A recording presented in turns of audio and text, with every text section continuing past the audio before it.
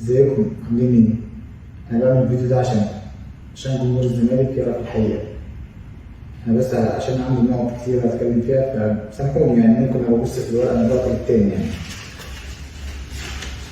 بالنسبة لموضوع الإصابة، أنا اتصبت 8 يناير.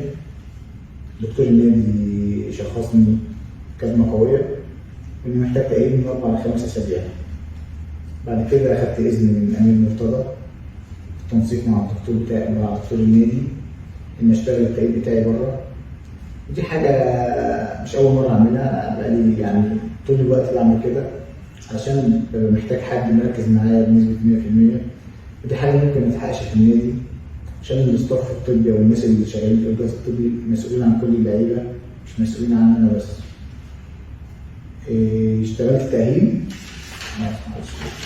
اشتغلت تأهيل ووصلنا لآخر فبراير، ما حسيتش بتحسن يعني.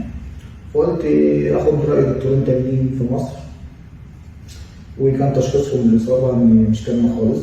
التشخيص الصح إن أنا كنت نزلت لكم على انستجرام، وبعدها اضطريت إن أنا أبتدي التأهيل من الأول. قبل ماتش الوداد في المغرب، مستر كارتلون كان عارف إني مش جاهز، إني لسه بكمل التأهيل. بعد كده الأستاذ مرتضى وأمير طلبوا مني إن أنا أسافر مع الفريق علشان أساندهم معنويا.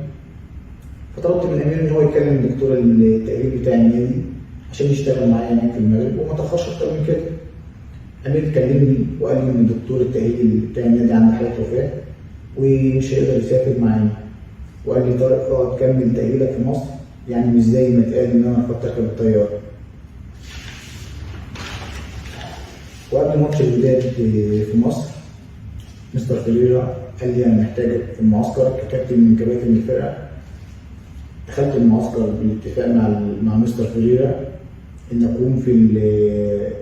أكون في المعسكر، بس ما كنتش في قائمة الماتش، لأن الراجل كان وجهة نظره إن ما ينفعش بعد غياب أكتر من شهرين إن أرجع على ماتش مصيري زي ده. قبل ماتش بيترو أتلتيكو قعدت مع المدرب واتفقنا إن أنا آخد جزء من الماتش. فعلا لعبت حوالي 20 دقيقة أو 30 دقيقة مش فاكر أوي، وبعدها رجعت ألعب في الدوري بشكل عادي جدا. بعد كل ماتش في الدوري كنت بحس بألم، وكان الألم عندي بيزيد من ماتش للتاني، وبسبب إن الفرقة كانت محتاجة كل حد فينا، يعني فضلت إن أنا ألعب وأكمل يعني ما حبيتش إن أخرج في الملعب في التوقيت ده. وكنت دايما إن أنا حاسس إن ده أصلا ما كانش مستوى الطبيعي، وأكيد إن شفت ده. واللي مش مصدقني ممكن يجيب ال8 ماتشات اللي أنا لعبتهم ويشوف أدائي فيهم كان عامل إزاي. لما خدت الانذار التالت في ماتش إنبي، طلبت من مستر فيريرا إن أنا أسافر المنصورة علشان في دكتور اسمه أحمد حسين، ده دكتور عنده خبرة 25 سنة من المحلة واشتغل معايا بقالي سنين. في نفس الوقت وكيلي تواصل مع روبن دكتور التأهيل الأسباني. يعني قصة المنصورة وأسبانيا أنا يعني كنت بحاول في كل الاتجاهات لأن كان وقتي ضيق. بعد كده روبن طلع متاح إني أشتغل معاه بس بره مصر. بعدها خدت موافقة من الإدارة إن أنا أسافر ألمانيا أكشف. وعلى فكرة الموافقة كانت بتاريخ السفر وما كانش فيها مدة محددة لأننا كنا لسه مش عارفين حاجة، فموضوع الأسبوع اللي فات ده مش حقيقي. لما رحت ألمانيا وكشفت، الدكتور قال لي إن ما كانش ينفع تنزل الملعب دلوقتي خالص، وكتب لي على برنامج تأهيلي اللي هينفذه روبن. كلمت روبن واتصلت معاه إن إحنا ننفذ البرنامج ده في مصر. روبن طلع مرتبط بشغل في أسبانيا فاضطريت إن أنا أسافر. برنامج التأهيل بتاعي كان يبدأ يوم 22/5 وينتهي في أواخر شهر 6. بالمناسبة أنا سافرت وتحملت كل مصاريف السفر والعلاج على حسابي الشخصي، وده مش من الطبيعي. بدل الموضوع كان فيه سفر كان لازم النادي يبعت معايا حد، وده ما حصلش. وأنا في أسبانيا بعت لدكتور النادي وبلغته ببرنامج التأهيل وميعاد رجوعي، فالنادي كان عارف كل خطواتي من وأنا هناك. ولما رجعت قدمت كل الورق اللي يثبت إن أنا كنت بتأهل، وبعدها كنت جاهز للمشاركة. وقرار عدم مشاركتي كان قرار فني وإداري وأنا بحترمه وما عنديش فيه أي مشكلة. نيجي بقى لموضوع التجديد. أنا قعدت مع لجنة كابتن حسين نبيل والناس تعاملوا معايا بمنتهى الاحترام، ما اختلفناش على أي حاجة خالص.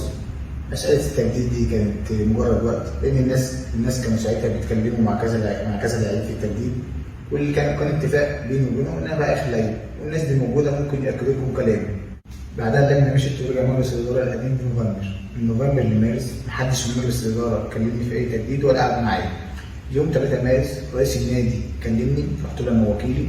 يعني اول لما اتقال لي تعالى نقعد، رحت وقعدت. وعايز اقول لكم ان الرقم اللي اتقال في الاعلام ما طلعش عليا نهائيا. اصلا المفروض الحاجات دي تكون سريه.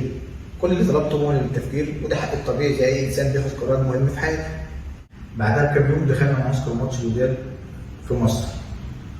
كنا مركزين، مفيش تفكير غير في الماتش. قبل الماتش يخلص فوجئت ان النادي بيعلن في الاعلام انه مش هيجدد. يعني انا قعدت سمعت، طلبت مهله للتفكير، دخلت المعسكر، قبل ما اخرج من باب الاستاد قالوا لي ان الزمالك قرر انه مش هيجدد لك.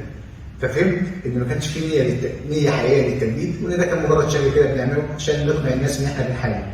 وقبل ما افوق من تهمه المماطله والمساومه، لقيت مؤتمر صحفي معمول بيتقال فيه اني متمرد وخاين ومتهرب، وان السبب في خروج الزمالك من افريقيا، واني كنت سليم، واني رفضت اركب الطياره. حتى لو احنا عارفين ان اللاعب ده بيحب النادي وشايل النادي وموت نفسه بقاله 7 سنين، فاحنا ما عندناش اي مشكله ان احنا نطلع نكذب وندمر تاريخه وصورته. زي في 2018 لما رجعت من كاس العالم، فوجئت ان النادي بعت الاستغنى بتاعي لبيراميدز، وانا اللي رفضت امشي من نادي الزمالك، واتعرض عليا وقتها رقم خيالي مستحيل حد يرفضه، وانا اللي صممت ان اكمل، لان وقتها كنت انا صاحب القرار، لان كان بقالي سنه في عقد. لكن دلوقتي انا مش صاحب القرار لان عندي عقد منتهي، فمش هقعد مع الناس غصب عنها. وعشان اثبت حسن نيتي عرضت اني اتنازل عن باقي مستحقاتي، فاشترطوا عليا ممضي على ورقه بتقول انها غرامات، وفي الحقيقه مش غرامات، هي مستحقاتي. وانا عايز اقول لكم حاجه، انا اخر حاجه كنت ممكن اتخيلها ولحد دلوقتي انا مش قادر اتخيلها، ان جمهور الزمالك يشكك في حب وانتماء. ممكن تختلف معايا في اي حاجه، لكن حب وانتمائي اكيد لا. انا ما كنتش احب اقول كده، بس انا راجل نزلت في الملعب وما رضيتش اطلع. لو كنت اقدر اعمل اكتر من كده كنت عملت عشان خاطر الزمالك وجمهوره. اللي لازم تعرفوه ان كان لا يمكن اسيب صورتي قدامكم بالشكل ده غير لما اطلع واقول لكم الحقيقه.